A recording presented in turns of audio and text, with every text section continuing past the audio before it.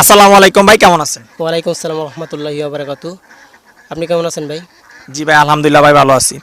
তবে আপনি যদি শুরুতে আপনার পরিচয়টা দিতেন দর্শকদের জন্য। আমার নাম মোহাম্মদ জানু মিয়া, গ্রাম কুটুরিকোনা, থানা মদন, জেলা নেত্রকোনা।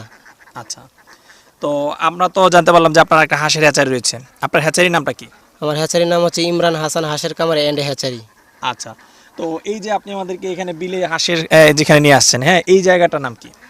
এই জায়গাটার নাম হচ্ছে আপনার ধর্মপাশা থানা, সুনামগঞ্জ ডিস্ট্রিক্ট হচ্ছে সুনামগঞ্জ, গ্রামের নাম হচ্ছে আপনার দেশান্তর। আচ্ছা আচ্ছা, এই জায়গাটার নাম, তাই না? জি। আচ্ছা, তো এই যে খামারটা আমরা দেখতে পাচ্ছি, কিন্তু অনেকগুলো হাঁস দেখতেছি বিলের মধ্যে, এই খামারের মালিককে? এই কামারের মালিক হচ্ছে মোহাম্মদ নবী হোসেন। নবী হোসেন। জি।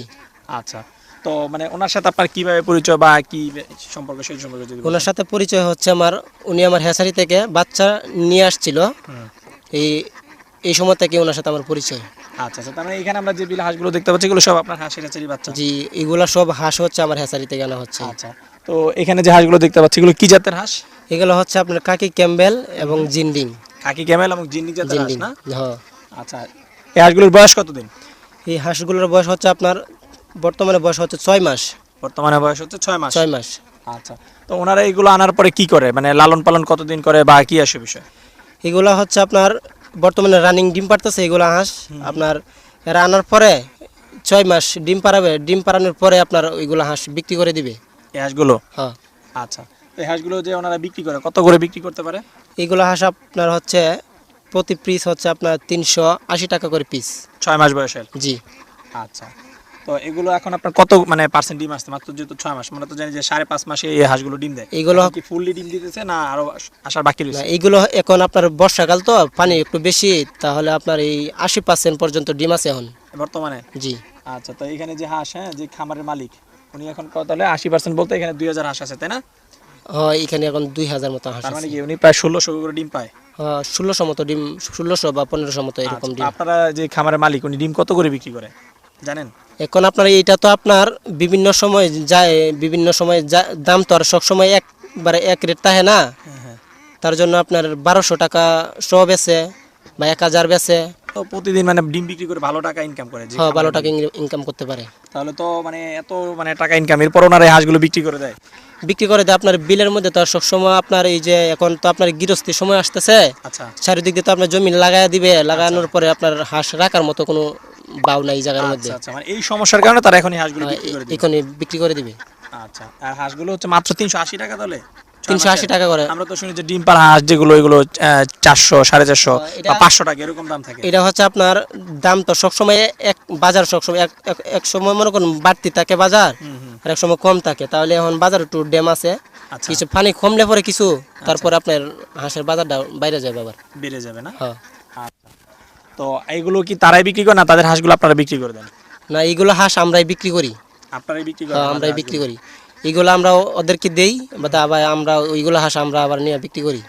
আচ্ছা আচ্ছা, মানে আপনারা দেন, ওরা লালন পালন করে দেয়, আবার আপনারা এগুলো বিক্রি করেন? আমরা বিক্রি করি এগুলো হাঁস নিয়ে।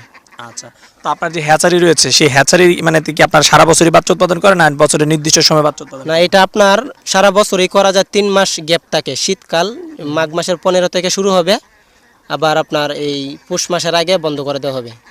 আচ্ছা, মানে কয় মাস বন্ধ থাকে তাহলে এটা আপনার ঘরে ঘরে 3 মাস বন্ধ থাকে এই হাঁসের বাচ্চা উৎপাদন? হাঁসের বাচ্চা উৎপাদন। আচ্ছা, তাহলে তো সামনে আসলে আসতেছে, তাই না, মানে বাচ্চা উৎপাদন বন্ধ? বাচ্চা উৎপাদন এখন আর 15 দিন মতো আছে, 15 দিন পরে আর হাঁসের বাচ্চা পাওয়া যাবে না। আচ্ছা আচ্ছা, তো আপনার হ্যাচারিতে কি কি জাতের হাঁসের বাচ্চা আপনি উৎপাদন করেন?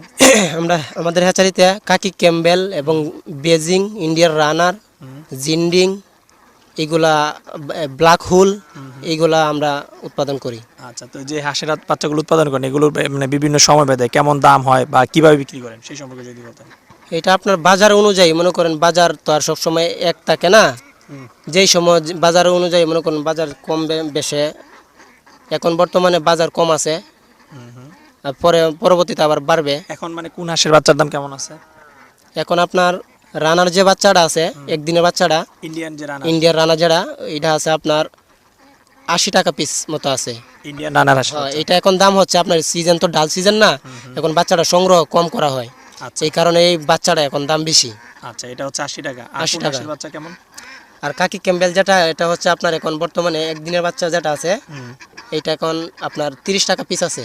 30 টাকা? 30 টাকা। এটা কি এক গ্রেডের বাচ্চা? এক গ্রেডের বাচ্চা। আচ্ছা, এভারেজ বাচ্চা না শুধু মানে মহিলা না, বাচ্চা? এটা হচ্ছে আপনার এভারেজ এখন বর্তমানে। আর মহিলার যারা আছে এখন বর্তমানে আমরা 35 টাকা আছে। 35 টাকা? হ্যাঁ। আচ্ছা, বাছাই করে দিবেন? হ্যাঁ, বাছাই করে দিব আমরা। এখানে কোনো 2 নম্বরই হবে না। আচ্ছা। আর পুরুষ যে বাচ্চাটা আছে এটা হচ্ছে আপনার এখন 30 টাকা করে পিস পড়বে পুরুষটা। আচ্ছা, তাহলে এভারেজে 30 টাকা, পুরুষও 30 টাকা? পুরুষটা, হ্যাঁ, পুরুষটা আপনার পুরুষ আর এভারেজ এটা দুটোটাই একদম আচ্ছা। এখন বর্তমানে। আর হাসি যেগুলো আছে মহিলাটা যেগুলো আছে এগুলা এখন দাম একটু বেশি। আচ্ছা। ব্ল্যাক হোল যে বাচ্চাটা আছে এখন বর্তমানে আপনার 55 টাকা পিস আছে। Black hole? আচ্ছা, ওটা কি এভারেজে না মানে বাছাই করে? না, এটা এভারেজ। এভারেজে 55 টাকা? 55 টাকা। তো জানু ভাই, এই যে যে ডিম্পার হাঁসগুলো এখন এখানে আপনারা বিক্রি করবেন বলতেছেন, হ্যাঁ, এই হাঁসগুলো মানে কোন এলাকায় বা কারা নিলে আসলে এগুলো লাভবান হবে? আপনারা তো খাবার সংকটের কারণে বলতেছেন যে এখন বিক্রি করে দিবেন, যে ধান ক্ষেত এগুলো হয়ে যাবে কয়েকদিন পরে, এগুলো তখন পালন করা যাবে না।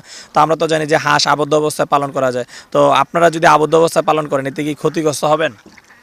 হয়, এখন যদি আমরা বর্তমানে হাঁসটা আমাদের কাছে থাকে তাহলে আমরা ক্ষতিগ্রস্ত হব। আচ্ছা, কি কারণে মানে ক্ষতিগ্রস্ত হবেন? কি কারণে যে সব দিক দিয়ে আপনার জমি লাগাইয়া দিবে এখন। এটা কি মানে ঘরের ভিতর যেগুলো তো মানুষ আবদ্ধ অবস্থায় হাঁস পালে, তারা কি আবদ্ধ অবস্থায় পালন করে যে খাবার দাবার দেয়, হ্যাঁ, হাঁসের যে খাবার পাওয়া যায় বাজারে, সেই খাবার খাওয়াই কি তারা লাভবান হবে না? ডিম বিক্রি করে একটা ডিম তো 11 টাকা করে বিক্রি করেন, তাই না? জি। তো সেখান থেকে কি লাভ হওয়া সম্ভব না? লাভ আমাদের এইখানে মনে করেন বিভিন্ন জায়গায় হাঁসের ফার্ম আছে, সকলেরই আমাদের এলাকায় সকলেই হাঁসের ফার্ম করে।